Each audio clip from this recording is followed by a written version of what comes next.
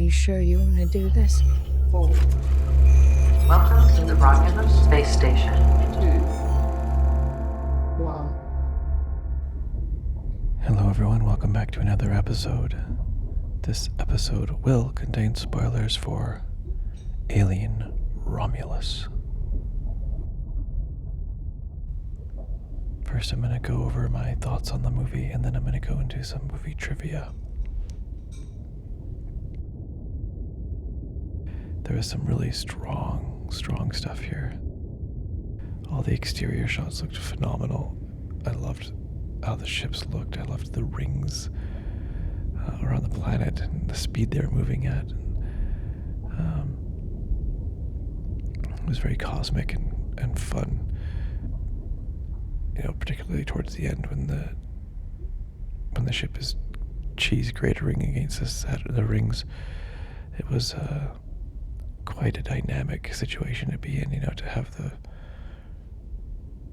floor disappearing because it's being chewed away by the rings was, you know, I've never seen that before. That was pretty wild. The score, I was not a big fan of the score. My friend said that he thought it was good because it was like an old school movie. You know, it was very much like an old classic kind of movie score going along with the emotions, but I don't know, for some reason it just, to me, it just came off as generic and kind of boring and unremarkable. And I thought that the score of the movie actually just didn't add anything. For me personally, it just felt like a plain kind of boring choice, and I think there could have been room for some artistry there.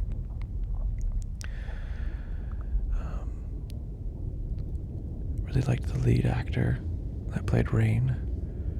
She was great. Kaylee Spaney. Looking forward to more from her. She was great.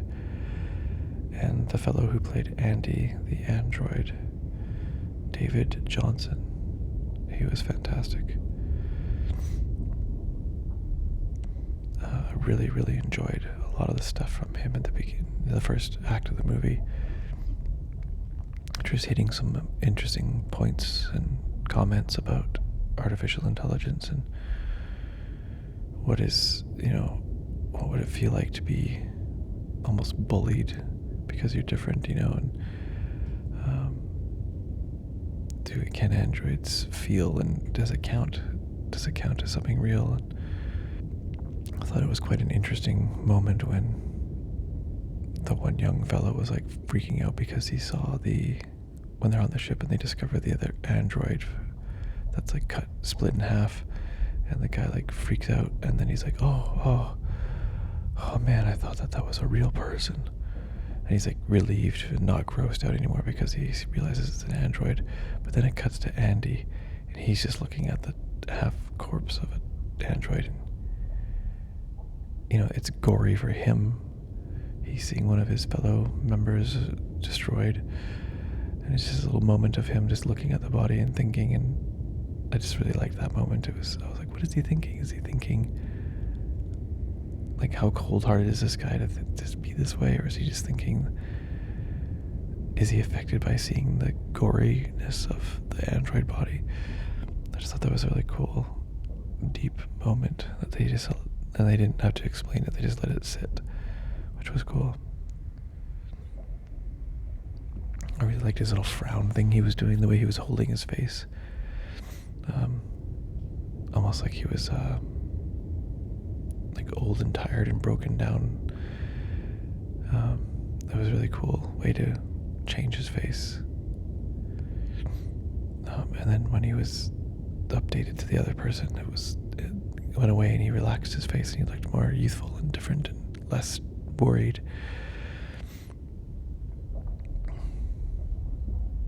And it was quite creepy how he talked, how his voice changed. And it was a really fun character to all of a sudden have be more of a help to the group all of a sudden once he got upgraded. Just lots of fun stuff there. My friend and I were also talking about how we were complaining in the Prometheus and the Alien Covenant, and how the crew didn't seem like a legitimate space crew, and they seemed like hooligans, and What the hell is that? It's Christmas. they weren't like following any kind of command. It seemed like everyone was just like very loose and Well, I haven't had any breakfast yet. hanging out and having fun and shooting the shit, you know, and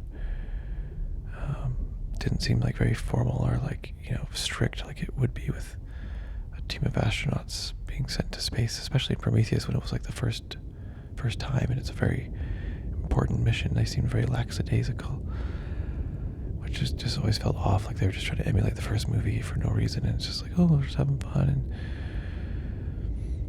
something just feels off about that. But it was neat to see this movie because there was a reason for them to be kind of rambunctious and silly, and because they're kids, they're freaking teenagers, you know, and they don't know exactly what they're doing, and I liked how there was, I almost wish they leaned a little bit more into the cyberpunk. They could have been a little bit more radical, I feel like, a little bit more outlandish and wild. I feel like they could have had a little bit more fun with the design. Maybe like the hair was always so safe. Like I feel like in a world where you can't express yourself because you just have to do your job and everyone's a miner and mining the planet and dying from sickness, and I feel like there would have been room for young people to express themselves in more unique ways. So I could have gone for like the odd mohawk. I could have gone for some more wild hair choices. I mean, I know the one chick had a shaved head, which looked awesome. Particularly looked very iconic for the poster, having the shaved head with a face hugger on it. I think that was a good choice. But, you know, I think there could have been a bit more room for these kids to have a bit more unique style choices from their shitty lives they've had on this planet. Still, though, it looked great, and it was nice to see the girl who gets pregnant in the movie, who is pregnant. I remember the first time I saw her was in Sicario, Day of Soldado, the second one there. She's the young girl who gets kidnapped, and I just remember thinking she was really strong in that movie. Even she was so young, but she looked tough, but she also had some vulnerability, which was a perfect mix. And I thought it was very complex for a girl of that age. And anyway, she's great. I really liked all the stuff with the face huggers. They really made them creepier again. They made them scary again, I feel like here. It was nice to see that they could be batted away out of the air because they were like light. And they seemed like they were a bit more realistically strength-wise to their size. My friend made this point, and I agree with it, that they it seemed like they were too strong in other movies. So it was nice that they just kind of made them more, you know, how tough they would actually be for that something that size. And yeah, they looked a bit more scary. There was a couple of epic shots. That one shot where the door is closing and all the little fingers of the face huggers are reaching through the door. That creeped me out. I did not like that. I have a thing with spiders. I don't like spiders. It's just because I've had too many experiences where there's been a spider on me randomly, and I hate it. One time there was a spider on me again, on my neck, and it was huge, and don't like spiders. So this face hugger stuff was getting to me, and it was fun though. I enjoyed getting freaked out by it. And seeing them all like running down the hallway chasing after the girl, and there was like, I don't know, a dozen of them. And we hadn't really seen that before in a movie. It looked perfect. Like, I have zero complaints with that. It looked like the facehuggers were actually chasing her. It was really cool. So good job there. The set design too was perfect. Absolutely loved it. It looked like just right around the time of the first movie, but they enhanced it a bit. And I think they tidied up the look and design. I think it looked, better, but not too different. So that was great. And no complaints about the makeup and practical effects. It all looked awesome and practical effecty, which was fun. I really liked how the alien coming out of the chest was just this cute little puppet thing and freaky little thing, and it was like, yes, good. Not some like crazy CGI, obvious CGI thing coming out of the chest. That was a really cool choice. It was weird how like, do the aliens always have to like incubate in like a weird little wall incubator? What's the word I'm looking for? Not incubator. Cocoon. Do the aliens always have to cocoon before they come out bigger size? Is that what's been going on this whole time? And I didn't realize that they're like, they come out small and they go somewhere and hide and then cocoon and then that's when they grow bigger. I mean, it makes sense. I just always assumed that they were just growing really fast, but I like the idea that they quickly build a little cocoon on the wall. It's so gross. And yeah, it did look awesome when it came out of that cocoon. That was such a gnarly birthing scene of ripping out of this wall cocoon. Yeah, it was awesome looking. So scary. I really liked the idea of this of the X-ray scanning thing, X-ray light that you shine through, like she shines it through her arm and you can see their bones and stuff. I thought that was so cool looking. I was really a little let down with how it ended up paying off later. It just had the girl like shoving it behind herself in her back and showing that there's an alien in her. I feel like if there's something like clawing out of your body, you wouldn't really be like, here, let me hold this thing behind my back so you can see what's inside. I feel like someone else should have done that and been like, what's going on? Something inside you? Something's inside you? She'd be like nodding her head and stuff, and then the other person should put the light behind her back and then see the alien in there and be like, holy shit. I just feel like it wouldn't be my primary concern if I was being ripped to shreds from the inside out to shine a light from behind my back. I feel like they could have used that tool in a really much more impactful way, storytelling wise. For like a reveal of someone seeing it inside them could have been like, oh. And the person would be like, what do you see? And they'd be like, you're good. You're gonna be fine. I got a little note here. Me and my buddy were talking about how we liked how the ship just flew up, straight up. It wasn't like flying across and around and doing all these, flying around places in their ship like a jet or something. We liked that it was just broken down to be more simplistic. Like, you're just launching up. You're not flying across the city and slowly going up. It was just very much more direct and kind of real. Yeah, I thought the reveal of the gravity turning off and on was a really fun problem to be dealing with. I thought that was a really nice dynamic environment, and I was like, every few minutes, it's like, oh, this is scary.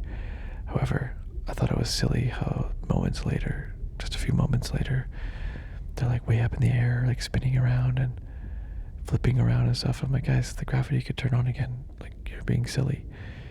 And then, of course, it happens, and the person falls like 30 feet onto a barrel, and I'm like, you guys were told this was potentially going to be happening soon. I think it would have been more fun in the movie if they were like, be smart and like trying to avoid falling because the gravity would turn on, and then maybe they had to take risks, like, okay, we're gonna like float across this area, but hopefully the gravity doesn't turn on when we do it. I think that would have added some suspense as opposed to like carelessly being like floating through the air. Oh no. Still though, a very fun dynamic choice. That was cool. Good job, makeup department. Please have our characters look lived in this world. Like, I want people to look grimy. I need people to look like they haven't washed their hair in 3 days when it's been 3 days since they've washed their hair. Get rid of the makeup and stuff. Thank you for that. That was a great choice. One thing that I was finding a little jarring and something that felt a little weird was I would deduct some points for some of the cinematography. For some of the cinematography, I wasn't enjoying some of those like swooping and then like a quick push in, like these swooping little close-up shots they were doing where like it's pushing in, tilting over, like passing across someone's face or looking at a thing on the wall, and some of those shots felt a little hokey to me. My friend really enjoyed them because he said that it was like fitting into the campy vibe. I wasn't catching the campy vibe for me. It wasn't clicking for me like that. To me, some of those shots just felt almost a little amateur. but maybe that was what their point was, their intention perhaps. But some of those like for instance, when some of the editing choices were weird, like when she was doing the when she turns off the gravity and the aliens are all coming towards her, there's a whole bunch of them, and then she puts on the gun and it's got aim assist, which I absolutely love that idea. The aim assist is such a cool idea in a movie. Quickly on that note with aim assist, I really wish they just simply had someone like yanking on her shoulder in some of those shots when it's like aiming over here and aiming over here. They should have had someone like jerking her around a little bit, kind of like the gun is like forcing her to move, and she's almost just like a little bit more along for the ride. I think that would have been really funny, and I wish we had like an over-the-shoulder shot of her like kind of being yanked around by the auto aim as she's like basically becoming an action hero, not by choice. And just like how crazy would that be, being like so you're like destroying all these aliens, and it's like over here and over here and your body's just kind of being jerked around. I think there could have been a really cool, like just slightly third person over the shoulder shot of that happening with the aliens coming in. I think that could have been so fun to see. But here I thought the cinematography and the editing too, some strange editing choices here where I don't know, maybe it was just me, but I gotta see it again, but it felt very like it just didn't feel right. How when she was shooting them, all of a sudden we'd cut to like an alien like really close up of their head and like a bullet hitting their head, and we cut back to her pretty close up, and then we cut back to another alien getting shot in the head, cut to her, and then another alien getting shot in the head. And there was a couple of wider shots where you saw the bodies, but I feel like it almost wasn't wide enough. It just felt like this crazy like action shooting sequence felt very like close-up shots only for the most part, and it just something about it felt very clunky to me. Like how we were just like we're just cutting to these close-ups. It looked like we're cutting to the same shot of an alien head getting shot. Is guess what it felt like? It felt like the same shot over and over again, which was, it just felt a little weird. It didn't feel good. And for such an epic moment, I feel like we could have just had some better angles there. But again, that might be because they were using like the practical puppets getting shot in the head, so it just looked that way. But I don't know, maybe it was like the pacing of the editing that was throwing me off, where it was like this, and then that, and then this, and then that, and then this, and then that. Like kind of the same thing over and over again. Yeah, I didn't appreciate how that felt, but that's pretty nitpicky of me, but still, I'm going to be nitpicky. I'm always going to be nitpicky. Yeah, really fun, refreshing, dynamic scene here where after they kill all the aliens, all the acid blood floating around in their whole trying to escape from the floating acid was quite fun. It was scary. I was definitely feeling like, oh my gosh, like go, get out. And it was interesting how she shot her gun, and the blast from the bullet made her go down to the ground and dodge a flying pool of acid. That was pretty cool. I do feel like someone could have got injured here. I feel like it was pretty perfect that they didn't get touched by it.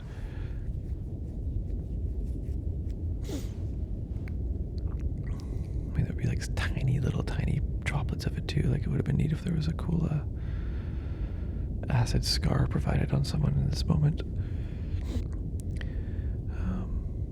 I really liked how the face huggers, when it like pulled out of the one girl's mouth after it laid its egg, and they were like ripping off her face. I really liked how long the tube was that was laying the eggs in her. It was like way down into her stomach or into her lungs or whatever it goes. It was just longer than I thought it would be, and it was like, oh, just give me that. Oh, it was savage. Well done.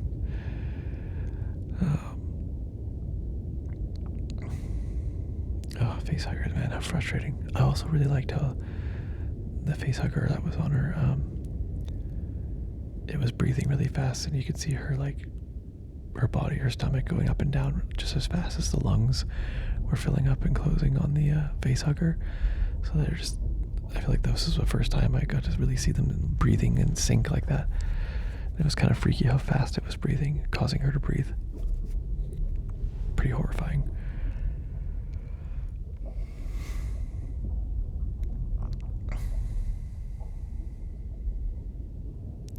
It almost have like a House of Horrors vibe going on with some of the shots here. The way it would show things, it was almost cracking me up a little bit because it just felt like this House of Horrors, which is fun.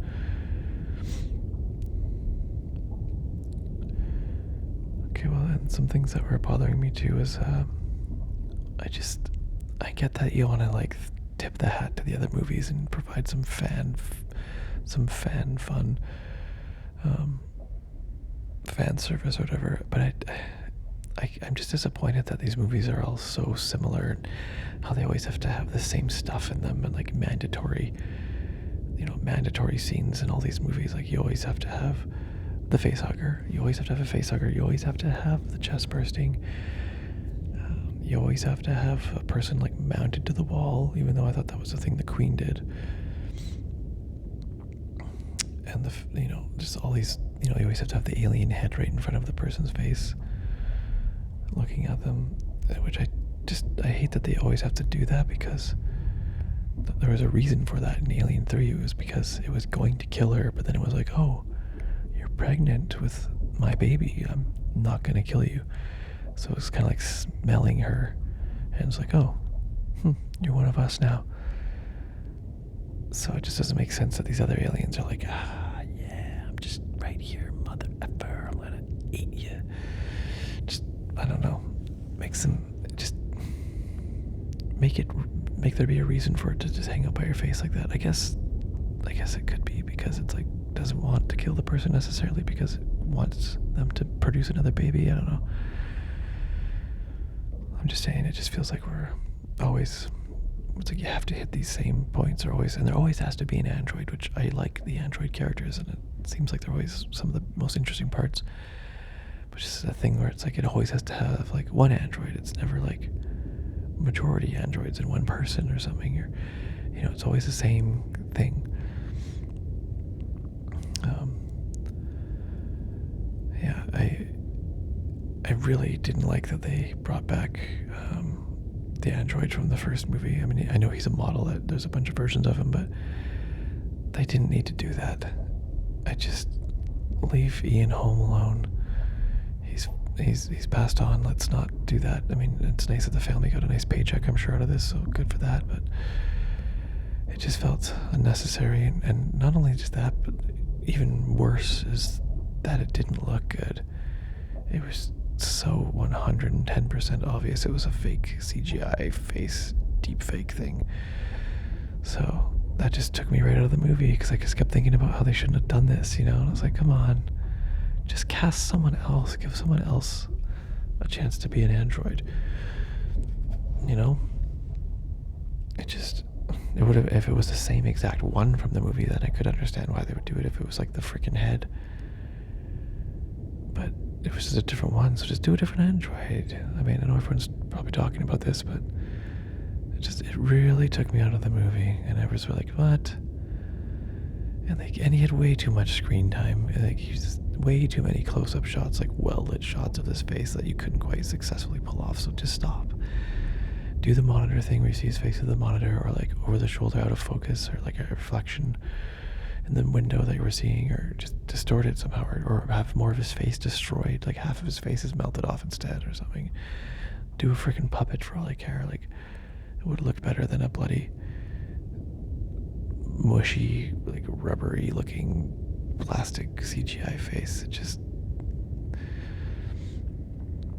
And he was just so evil, like twirly mustache, I was like, oh, okay, we're getting a little over the top now. It got a little, I don't know, it just got so cheesy like that. And there's a shot towards the end where it almost looked like he was like playing with his own intestines. They're like, as people play with like beads in their hand or something. And I was like, oh, I kind of wish they had him do that earlier. That would have been really creepy. He's just like playing with one of the strands of his intestine beads. Pretty twisted. I couldn't help but wish that there was like some rock and roll going on. I wish they kind of like leaned into the rock a little bit more with this and had some like drums going, you know, and like when the alien's like looking up at his head, it's like shining its silver teeth, and it just would have been a little bit like, fuck yeah. And the person's like loading the gun, like, let's kick some ass, you know. It could have been some rock and roll there, some freaking heavy metal when you're like auto assist, like, yeah, I could have had a lot more fun with the music. I mean, if I was a director of one of these movies, I would be leaning into the heavy metal or rock and roll, you know, or the punk, and just like having some more fun with the score.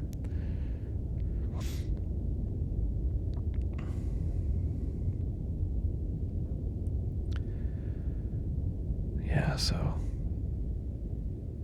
some big moments there, and also the alien baby at the end. It was pretty freaky. Not gonna lie, when you first see it as a big adult, there, bigger version, that was pretty horrifying, and I was definitely like shocked when the egg was like half open and we could see this little humanoid thing in there. I was like, oh my goodness, we're going there. You're really going here. Okay, here we go.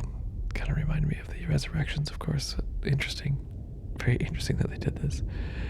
It was cracking me up too, like when the little human egg thing like started like melting to the floor and getting away. It just looked funny to me. It's like a comical, like like it's rolling away from you. You're never gonna catch it. And then when the huge alien thing was like coming over to his mom, it was so horrifying. I really liked that, but it also was kind of funny. Like, why don't you love me, mommy? Mommy, why don't you kick me away? I really wished it would say that kind of things. Mommy. Yeah, I thought that was it was just cracking me up, but it was horrifying, but it was I don't know, for some reason it just made me laugh. It was just like so awkward. Just like breathing over.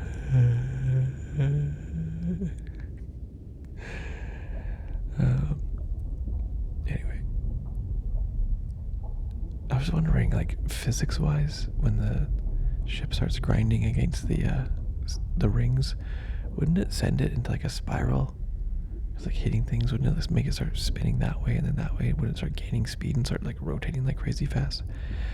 I'm just curious if I'm accurate, or maybe it's like big, so big it would just push the clumps away. I don't know.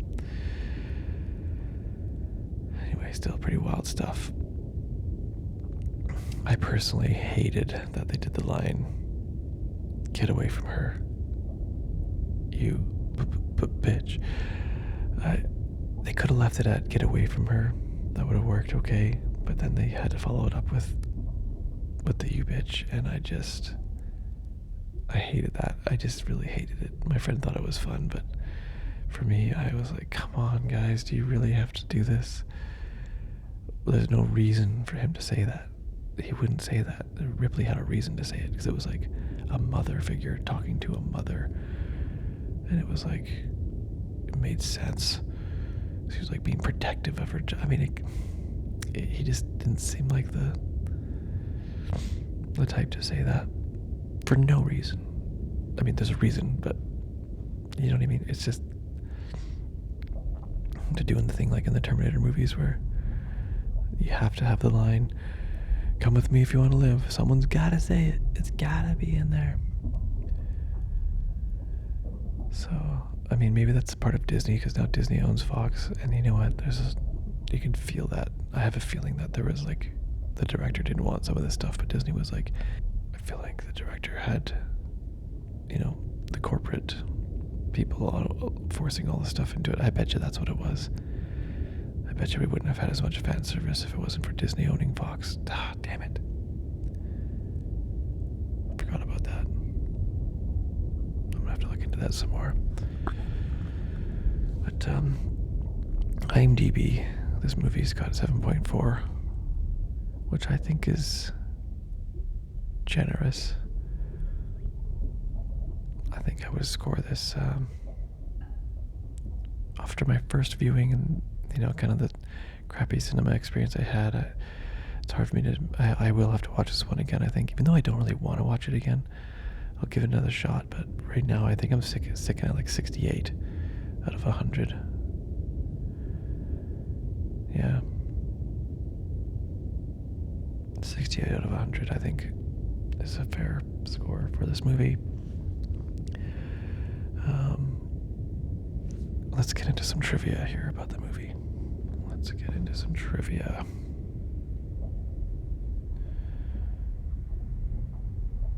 I've not read any of this before, so forgive me if I read things poorly here. All right. Director Fede Alvarez sought out the special effects crew from Aliens 1986 to work on the creatures. Physical sets, practical creatures, and miniatures were used wherever possible to help ground later VFX work. That's awesome. I absolutely love that. Good idea. It'd be so fun to be getting that phone call. Like, hey, we want you back.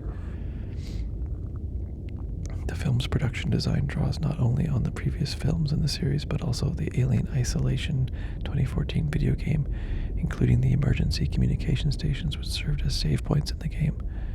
Fede Alvarez, the director, played the game around the time Don't Breathe was released, and later said, "I was playing and realizing how terrifying Alien could be if you could take it back to that tone."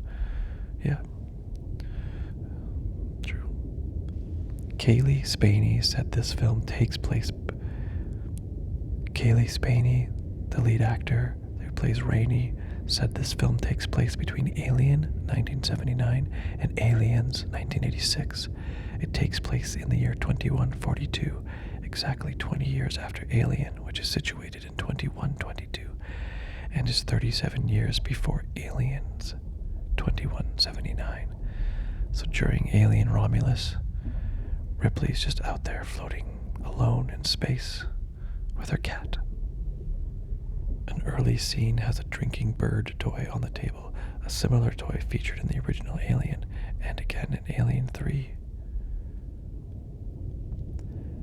The fictional chronology of all the films in the Alien franchise is as follows: Prometheus, Alien Covenant, Alien, Alien Romulus, Aliens, Alien 3, Alien Resurrection, Alien Isolation video game.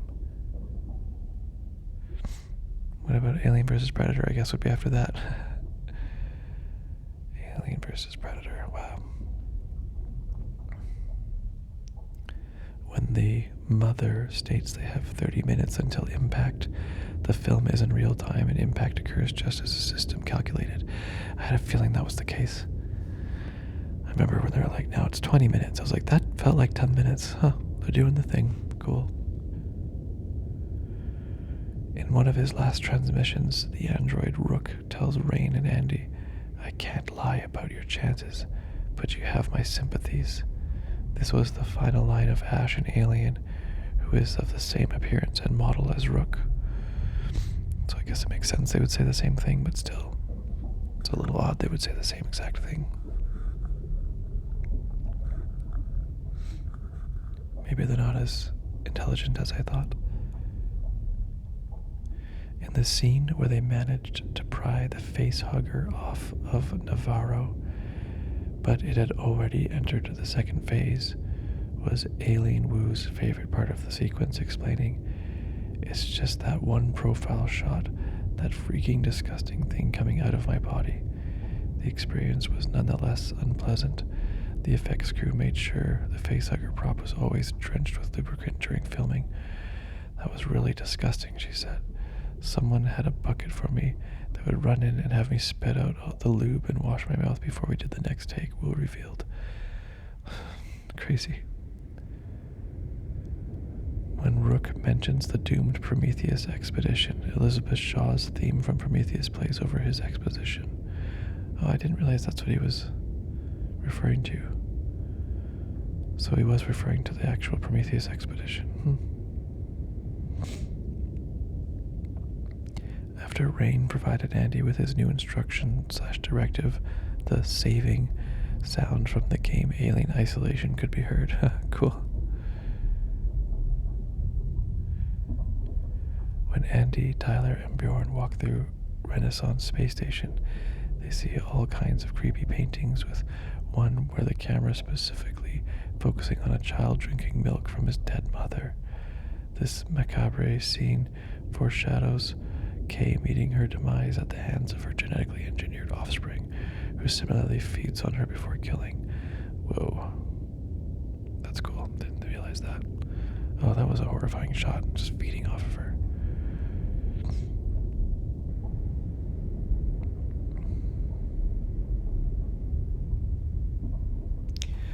Early fan speculation based on footage from the trailers proposed that the original creature from Alien, affectionately nicknamed the Big Chap by fans, would be found and could be the primary antagonist in the movie. Although the Big Chap is indeed retrieved close to the wreckage of the Nostromo in the opening scene, it is later revealed that its revived body was used for experiments aboard the Romulus. It later escaped and caused a rampage before it was definitively killed. During the main portion of the movie, it is long dead, with the creature's corpse shown hanging on the ceiling with Ripley's harpoon still sticking out of its back. The creatures that serve as the antagonists in this film are said to be the genetically altered clones created from the Big Chap's DNA. In order to get a truly shocked reaction out of Isabella Merced as the xenomorph lands over Kay, director Fede Alvarez decided to surprise the actress with a bucket of cold water.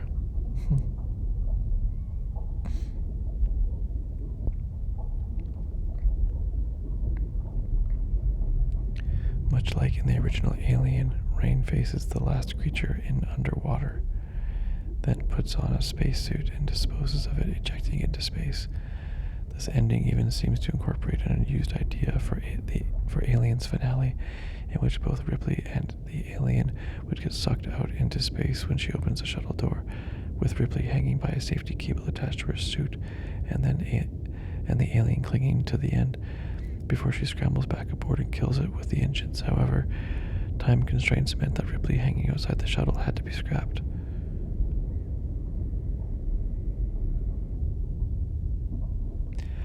According to the director from an interview with The Hollywood Reporter, the idea to use Sir Ian Holmes' likeness for Rook came from Sir Ridley Scott. Meh. Thanks, Ridley. Ridley said, "Ash was always the best. He needs to make a comeback." No, that's a bad choice. Cheesy choice. In Alien 1979, it was implied that Ash was put on board the Nostromo to make sure that they would bring back an alien specimen at any cost. This could suggest that Ash and Rook are a type of synthetic used in illegal missions programmed with unwavering loyalty to the company, and especially ruthless and unethical determination to put its interest in front of the center. Special permission was sought and obtained from Ian Holmes' widow, who stated that he always loved playing Ash and would have participated in it if he were still alive, although Holm had previously declined to reprise his character for the game Alien Isolation. His representatives clarified that this was due to serious health issues as opposed to lack of interest. The human xenomorph offspring's face was designed to bear a resemblance to the engineers from Prometheus and Alien Covenant in order to help bridge the gap between the main series and the prequels. Director Fede Alvarez also gave her direction notes about her breathing pattern. The hardest part was matching my breathing with the creature's bladders. Fede was very, very precise about that. He was like, this one's for the fans. The hardcore fans are going to know the biology of this creature and know it sustains the process of laying the egg in you. It has to keep you breathing, so whenever the bladder is full on the creature, you have to have no breath.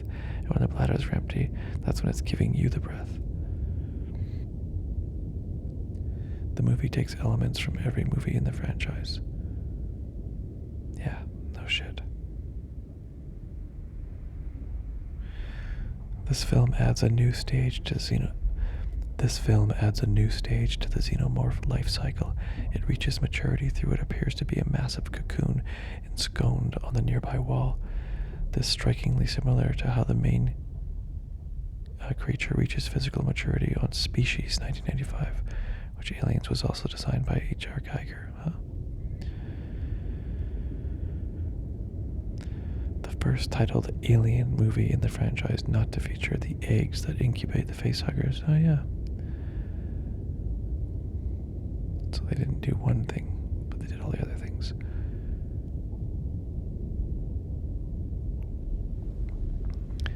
The inclusion of the new synthetic bearing the likeness of the late actor Ian Holm sparked impassioned online reactions. Social media users questioned the ethics of the multiple scenes of the cameo of the deceased actor, who could no longer give consent, with some calling it digital necromancy, and pointing out that Holm had previously declined to reprise his role as Ash for the game Alien Isolation, which was not due to unwillingness but health issues as per his reps. While director Fede Alvarez admits to using AI to create the illusion, he hopes viewers will consider the film's larger intent, adding, "We're not trying to do what can't be done, which is to reproduce that person's talent as an actor, because this is another character. The only thing they have in common is the likeness, the appearance of a half-destroyed android torso interacting with passengers was always part of the new narrative, even before deciding what it would look like," Alvarez said. "We knew we were going to create an animatronic, and later we were going to do CGI enhancements in the mouth and in the eyes depending on the shots. Then the question arose, what face does it have? Who is it?" Alvarez says his team considered the whole range of synthetics in the franchise over the years, and the only one who hadn't reappeared and who we found fascinating was Ian Holm. Alvarez reached out to Holm's widow, Sophie Distample, to explain the idea and to ask for her thoughts. Then he discussed it with producer Ridley Scott, who had remained acquainted with Holmes throughout his life. But both parties were enthusiastic about the proposition for the film. Quote, "In the last 10 years of The Hobbit, Ian Holm felt like Hollywood had turned its back on him, and his widow felt he would have loved to have been a part of this. He loved this character in particular," Alvarez said.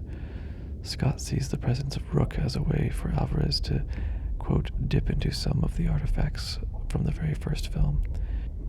That's how ideas work. Grand ideas evolve. The next step is Blade Runner 1982, where you get Boy Batty as an unevolved replicant, a human who's not a human, but actually, in essence, in old terminology, a robot." I don't even know what I just said there.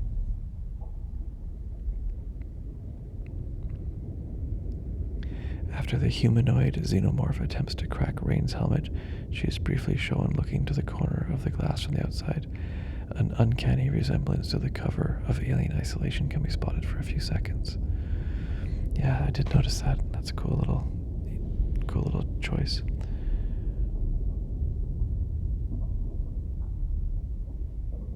According to the directors camouflaging their temperatures to move past the facehuggers was inspired by Predator. Cool. Okay, well, I think I'm going to end it there. Thanks so much for watching, and you'll catch me in the next one.